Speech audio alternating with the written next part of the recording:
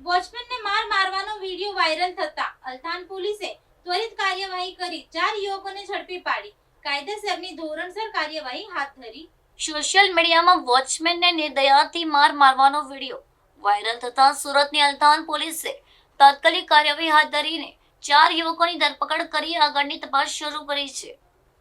આ viral video Surat શહેરમાં ભારે ચર્ચાનો વિષય બન્યો હતો અને લોકોમાં તીવ્ર રોષ જોવા મળ્યો હતો.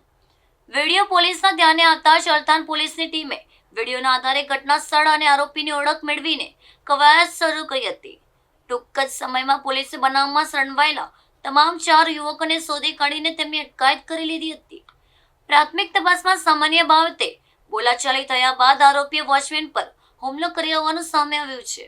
સિક્યુરિટી ગાર્ડ જેવા નિર્દોષ કર્મચારી સાથે કાયદો હાથમાં લઈને આચરવામાં આવેલી આવી હિંસક પ્રવૃત્તિ સામે પોલીસે લાલ આંખ કરી છે. પોલીસે 4 આરોપીઓ સામે ગુનો નોંધી તેમની કાયદેસરની ધોરણસર અટકાયત કરી આગળની કાર્યવાહી તેજ કરી છે. આ ઘટના અંગે પીડિત વોચમેનનું નિવેદન નોંધીને તેમને તબીબી તપાસ પણ કરવામાં આવી રહી છે. અલથાણ પોલીસે સ્પષ્ટ ચેતવણી આપી છે કે શહેરમાં કાયદો અને વ્યવસ્થા હાથમાં લેનાર કોઈ પણ ઇસમ સામે સખત પગલાં ભરવામાં આવશે. પોલીસના ત્વરિત કામગીરીથી સ્થાનિક રહીશો અને સિક્યુરિટી સ્ટાફમાં સુરક્ષાનો અહેસાસ થયો છે.